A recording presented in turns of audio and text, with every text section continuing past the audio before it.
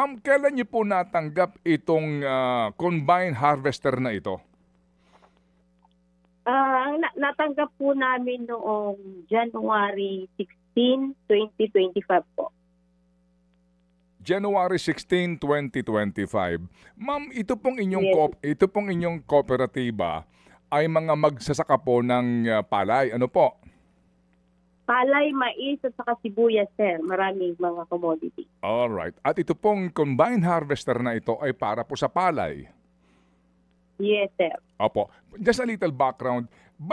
Sino po ang nagbigay nito sa inyo? Sino mismo ang nag-abot sa inyo, nagpa-receive sa inyo? Sa yung mga tauhan po ng PhilMec. Opo. Ng PhilMec. Yes, sir. PhilMec National. Yes, sir. Opo. Kasi nag-request po kami kasi kailangan po namin ng harvester talaga. Wala na kaming magagamit. Kaya nag-request po kami. At ngayon, nabiyayaan naman po kami sa tinagal-tagal na panahon na naghintay din po kami. Kaya kami nabiyayaan ng ganitong klaseng Equipment. harvest. Opo. Alam po namin yan kasi po sa akin di po pag-iikot. Ano po, marami po tayong napuntahan na po ng mga lugar nga na may mga kooperatiba. Ito po ang kanilang dream, di ba? Sa halip nagagamit ka ng rice thresher, di po ba? Ano po? Oo. Meron ka ng kung tawagin ay halimaw, di po ba? Yes, sir. Okay. Yan, okay. Pero sa akin po harvester dito. Opo, ito nga po, combine harvester, di po ba? Ano po? Okay. Ngayon, Yes, sir. opo. Ngayon, ma'am, ano po ang problema ninyo dito? Una, ano ang brand na ibinigay sa inyo ng PhilMec? Ang brand na po binigay nila is Crown. From China po yata yung manufacturer. Crown made in China. Yes, sir. Okay. Tapos nung na-receive na po namin, nagtrabaho na. Kasi kailangan na po namin at saka mayroon lang mag-harvest na farmer namin. Kaya ginamit na po namin. At yun nga, maraming problema. Kaya unti-unti namin inaayos na parang kami na mismo yung nag-aayos. At saka super ibang-iba po talaga kaysa yung mga ibang brand. Okay. Sige, ma'am, ganito po para mas maintindihan natin. Nung tinanggap niyo po noong January 16, 2025, agad niyo itong ginamit. I'm sure meron kayong logbook niyan kasi na-receive niyo po. Yan ho ba ay talagang libreng ibinigay sa inyo o ang kooperatiba po ay may babayaran? Libre po. Grant po ito. Okay, grant. Sige. So, ma'am, sa inyo pong logbook, kasi definitely, di ba, ganyan yan you are required na magkaroon kayo ng logbook, di ba, sa maintenance yan, etc. Ano ang mga unang problema hanggang sa ngayon na ito'y nakatenga na lamang po at di na magamit, ma'am? Go ahead.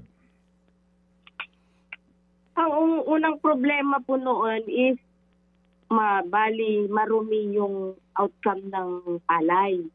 Tapos nireport po namin sa PhilMec, yun, inayos naman nila. And then, magtagal-tagal kasi marami din pong nakagamit hanggang sa buwan naman po ng March. Nagamit po namin ito kasi may logbook nga kami, may record kami. Ay, hindi pala. Kaya, yun po, ngayon nagka-problema kasi pag ginagamit po naman, syempre, naluluma na po yung mga spare parts. Kailangan na rin palitan. And then, yung langis, kailangan din pong palitan. Kaya, ang problema ko po, ang hirap tawagin yung supplier. Kasi, di man po kami makabili dito ng mga spare parts kung hindi po doon mismo sa kanila. Sa Manila daw po. Kaya, magpahanggang ngayon po yung order ko po since February 10, ang hirap po kung kumontak sa kanila.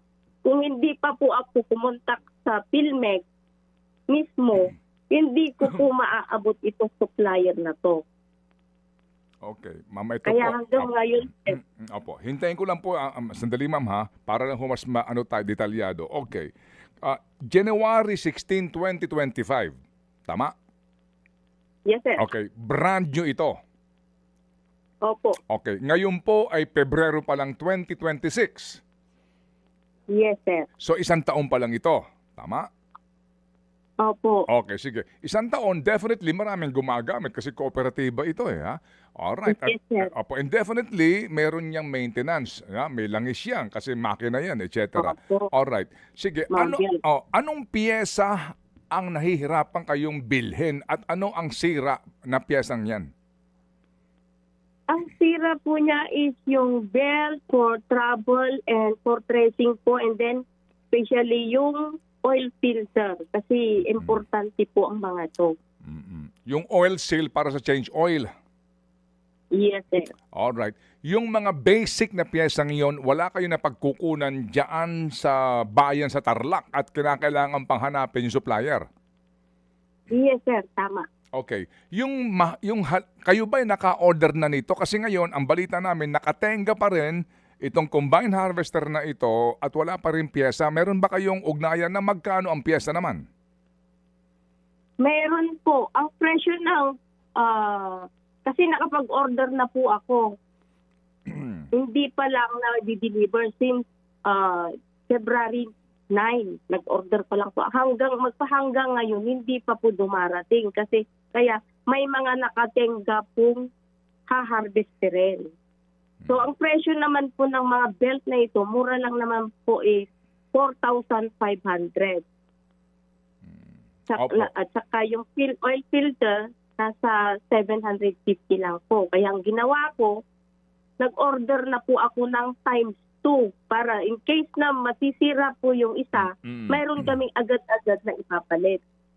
Opo. Kasi nga po, mahirap hanapin yung supplier na yan. Kailan po ito huling huminto sa inyong operasyon na hindi na ho nagagamit? Nung ano po? November po. So ilang buwan na po na hindi nagagamit. Mga kapatid, brothers and sisters, saan ka pa? Dito na tayo sa totoo. Dito na tayo sa True FM. Mga kapatid, mag-subscribe and follow po kayo sa social media accounts ng True Network PH. Yan po kami. Hanapin nyo lang True Network PH, Facebook, Instagram, YouTube, TikTok, and podcast. Mapa Apple or Spotify man yan, mahahanap nyo kami. Lahat ng mga napapanood at napapakinggan nyo po sa programa, nasa social media accounts namin yan. So, paano mga kapatid? See you sa social media!